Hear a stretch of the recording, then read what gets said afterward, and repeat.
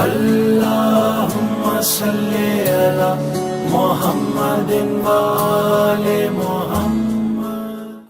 A'udhu billahi minash shaitanir rajim. Bismillahir rahmanir rahim. Rabbi shrah li sadri wa yassir li amri wahlul 'uqdatam min lisani yafqahu qawli. Inna Allaha wa malaikatahu yusalluna 'alan nabi ya ayyuhalladhina amanu sallu 'alayhi wa sallimu taslima.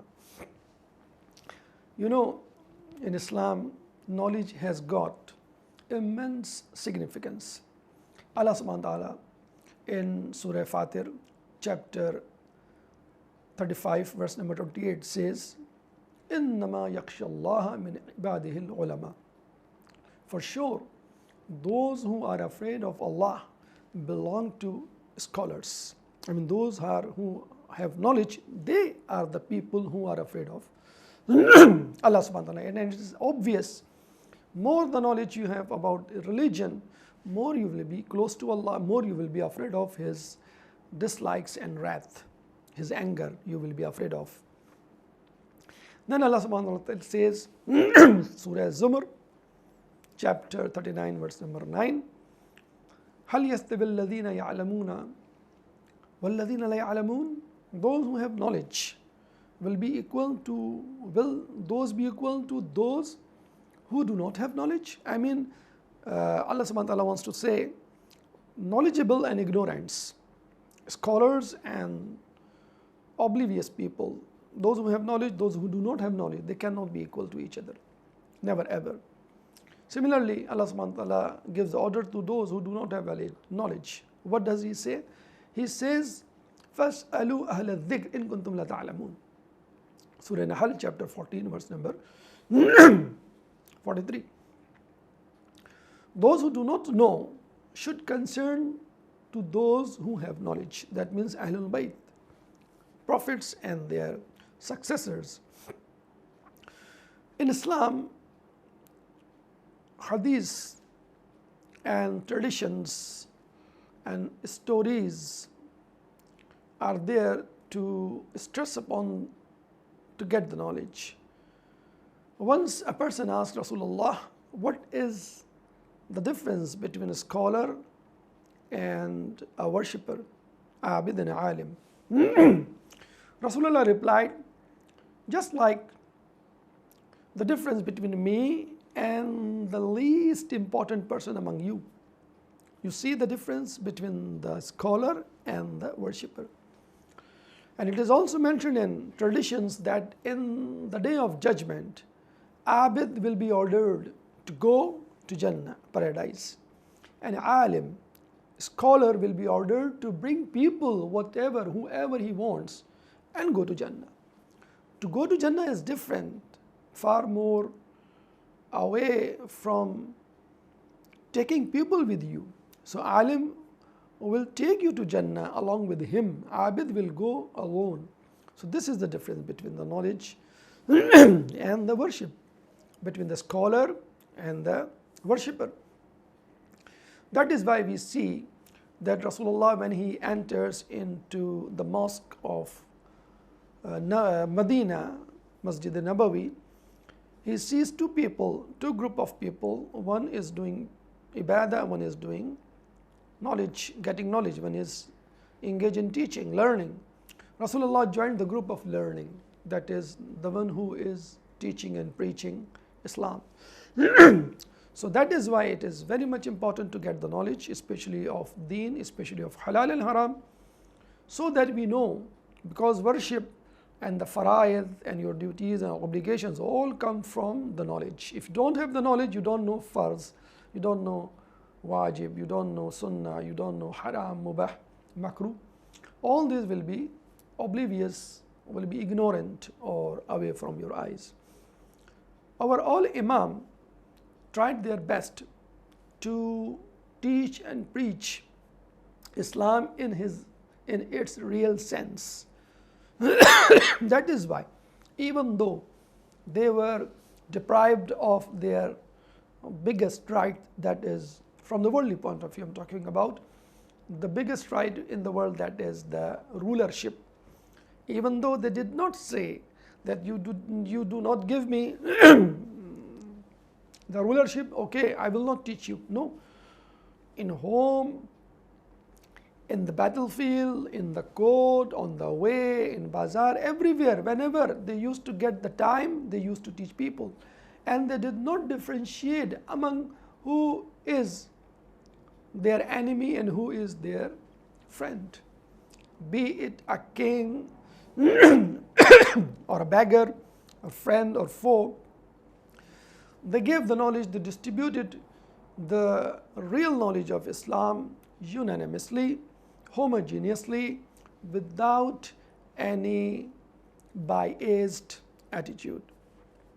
So here I am going to give you 4 dialogues of Imam Musa Kazim alayhi salam, which he did with the people, with the scholars, with the non-Muslims, to show them the real face of Islam. Number 1, regarding the best act. Once he was asked by a person that what is the best work, the best thing to do, Imam replies, the best thing is to have Iman. Of course, without Iman, if you go on praying namaz, fast, do Hajj, and you don't have Tawheed in your heart, you don't believe in the day of judgment, you don't believe in Wilayat Ali, you don't believe in Adl, all your actions will be tarnished, all your actions will be null and void. That is why Allah subhanahu wa ta'ala, Surah Al Imran, chapter 3, verse number 19 says, Inna ad-deena inda Allahi al-Islam. There is nothing else except Islam which will be accepted. And without Islam, nothing will be accepted. If you are not Muslim, you are praying, fasting, helping people, going charity, giving charity, whatever. Until and unless you are Muslim, this is something, you do not have the registration in Oxford University and you go there and give the paper. How you will get the degree if you are not registered within that university? Then Surah Al Imran chapter 3 verse number 102, Allah Ta'ala says, وَلَا تَمُوتُنَّ إِلَّا وَأَنْتُمْ Muslimun. You will not die until and unless you are a Muslim. That means you don't not only have to accept Islam, but you have to carry out. You have to carry it until your last breath. Not like you accept it and then you forget it. No, it will not be enough. Then Allah Ta'ala says in Surah Baqarah chapter 2 verse number 208, Ya ayyuhal ladina amanu dkhulu fi silmi kaffa wa la tattabi'u khudawat ash-shaytan innahu lakum aduwwun mubina. All the people who entered into Islam, all the people who bring Iman, enter into Islam as a whole and do not follow the footsteps of Shaitan. He is for sure your open enemy. That is why when Imam was asked that what do you mean Iman is just qawl or fi'l, that means just saying I am a Muslim is enough, or to act upon it is also a part of Iman. Imam says no, both of them are included. Qawl, or just to accept and acknowledge, it's a part of Iman. Allah subhanahu wa ta'ala has distributed Iman in your body in different ways. For example, the heart has its share to have the faith on God and Day of Judgment and prophethood and Risala and the Wilaya and Adl. Then the tongue has its own share to accept, to give witness, to say zikr.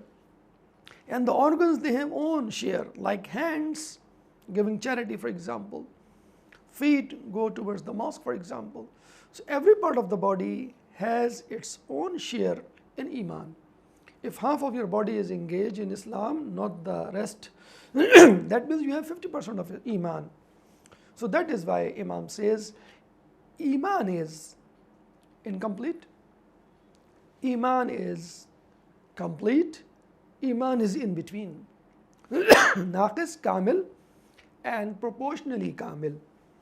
So those who believe in something and do not believe in other things, do something and do not do certain thing else, they have naqis Iman.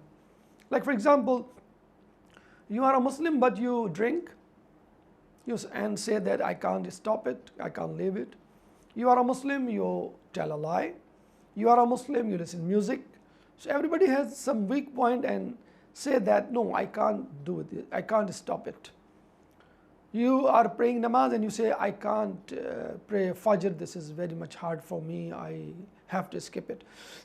No, your own designed, tailor-made Islam is not accepted. That was the Islam was offered to Allah subhanahu wa ta'ala by shaitan when he refused to do sajda to Adam alayhi salam. What did he say? He said, oh Allah, please forgive me. Don't ask me to do sajda to Adam.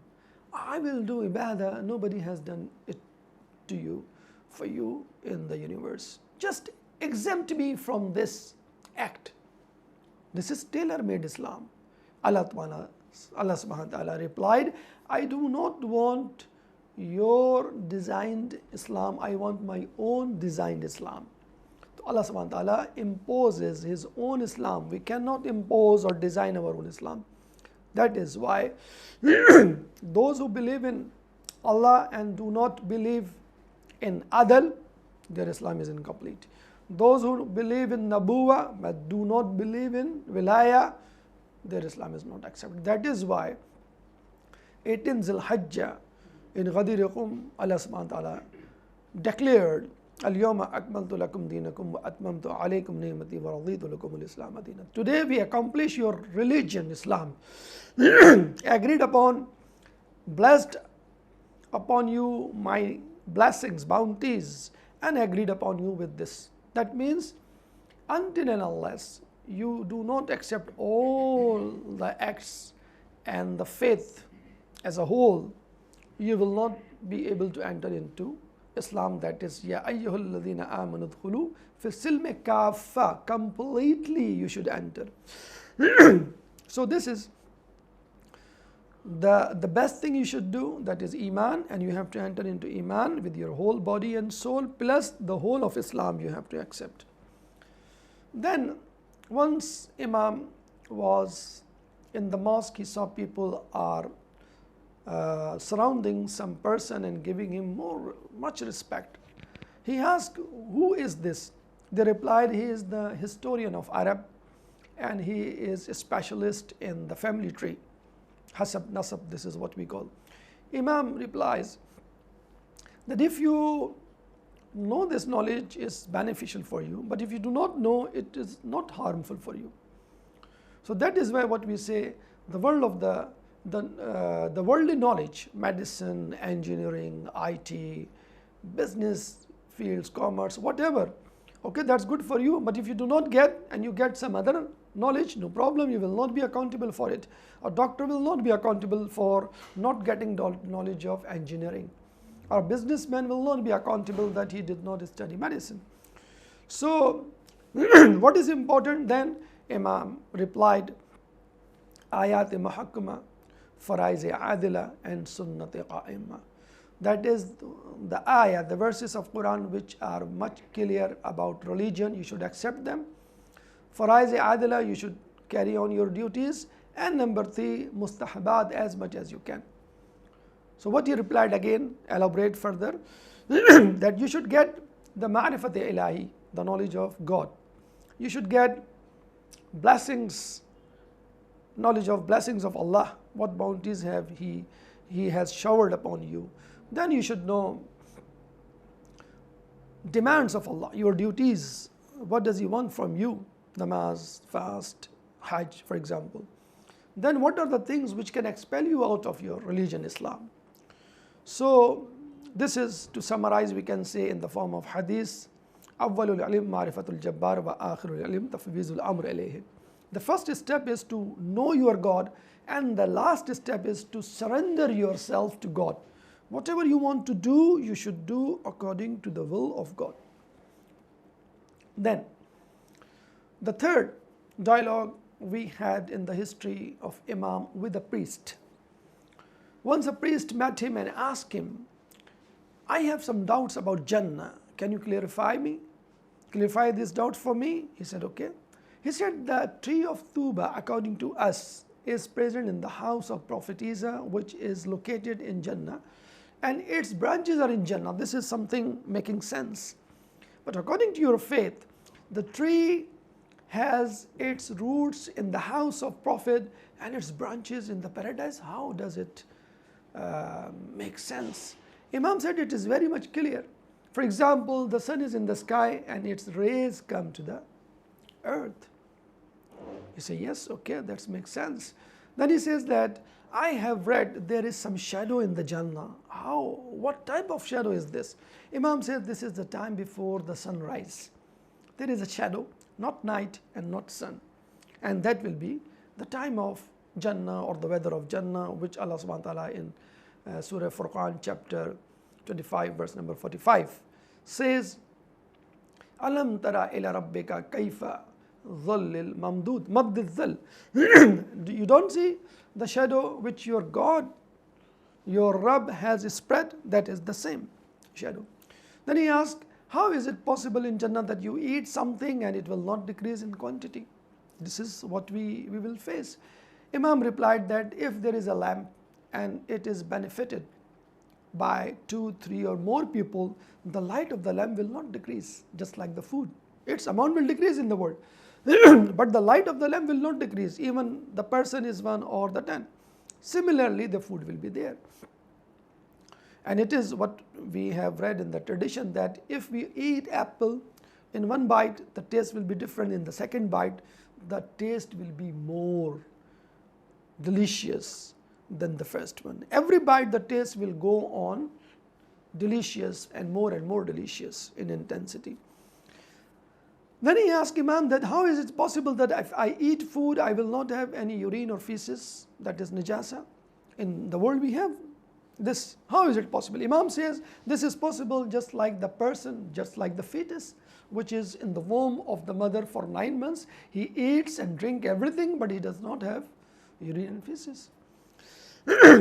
He was surprised and asked another question, that I have heard that the employees, those who will serve in Jannah, our slaves, they will not listen anything from us. We will not give them orders, and they will carry out the orders whatever we want. We want food, water, whatever. Imam replied, it is something like that. You do not give order to your organs. You don't ask your hand to move and grab the glass of water and drink it. You don't ask your feet to stand up and go out of the room. These all are done automatically because they are very much connected to your brain. Full 100% understanding. Just like the children, when they look at the face of the parent, they know their mood is not good. Students, when they look at the teacher, what does he want, for example? Then he asked the last question, that what type of the keys of Jannah will be, gold or silver? Imam replied, these will not be of gold or silver, these will be La ilaha illallah. La ilaha illallah, you will say, the door will open, the food will be served. So this is something like we have password, we say something and the computer and the mobile will start doing its work. So when these doubts will be were removed from the mind of the priest, he accepted Islam, and not he only, whole of his tribe accepted Islam in the hand of Imam Musa Kazim alayhi salam. The last dialogue was with Imam Abu Hanifa. Although he was just 7 years old, Imam Musa Kazim alayhi salam, Imam Abu Hanifa asked him. Imam Abu Hanifa was the student of Imam Baqir alayhi salam, then the student of Imam Jafar alayhi salam, and then the student of Imam Muhammad Musa Kazim alayhi, Imam Musa Kazim alayhi salam. So grandfather, father, and the son, grandson. Imam Abu Hanifa asked him that sin, do we do the sin ourselves or the God is doing? Because some people say it is written in my fortune, in my muqaddar, in my qisma, so what can I do? Allah subhanahu wa ta'ala wanted me to do it, that's why I did it. Without Allah, even the leaf of the tree will not move. So the answer Imam gave that if Allah subhanahu wa ta'ala is responsible for the sin you do, it means Allah should go to hellfire, not you. Number two, if you and Allah subhanahu wa ta'ala combinedly joint venture towards the sin is being done, then both of you should go to Jahannam, and God should take major punishment because He is the mastermind, He is more intelligent than you. It is not so. So the last option is there only, that is true, that you do the sin by yourself. Because if you do so, you will go to hellfire. If you do not, you will go to Jannah.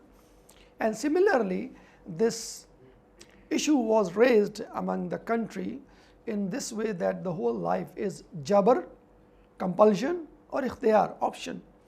So Imam was summoned to the court at that time, and he replied and solved the problem by saying that La jabra wala tafwiza walakin amra bain al amrayn. This life is not jabr, compulsion, not ikhtiyar, tafwiz, that is option.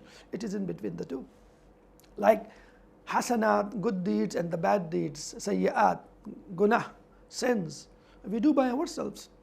This is in my control. I pray, I do not pray, I pay khums or not, I go to Hajj or not, I tell a lie, I do not, I tell the truth or not, I help the people or not. But where I was born, that was not in my control. When I will die, I do not know.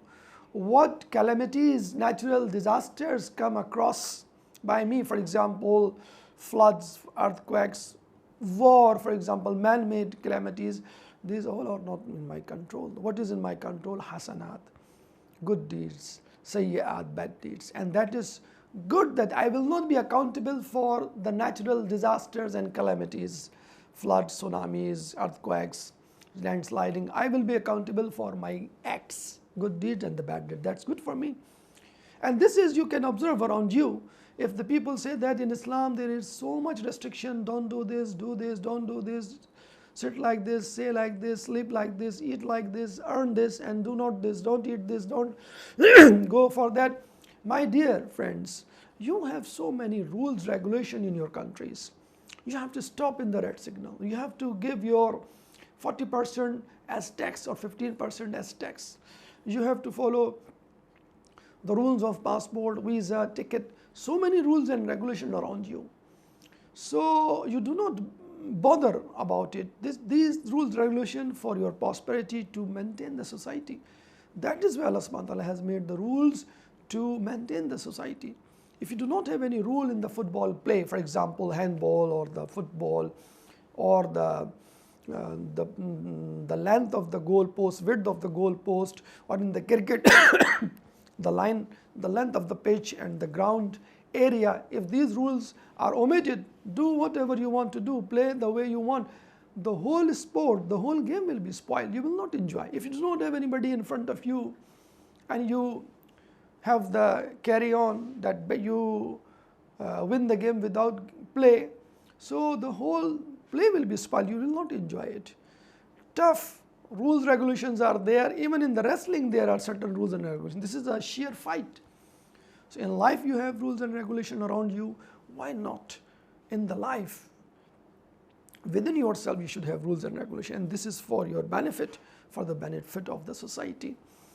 In our body, we see hands in my control, feet are in my control, but my heart, my liver, my lungs, my kidneys are not in my control. I take the glass of water and touch it with my lips. This is my control. When the water goes inside the throat, this is not in my control. To the stomach, to the liver, to the kidney, how it will be excreted, it is not in my control. So that is good. Important organs, heart, liver, kidney, lungs, which are important, they are not in your control. If they get disturbed, you become sick and go to the hospital, admitted in the hospital. But these things, I cut your hand, you will not die. You will not be sick. If I cut your leg, you will not die.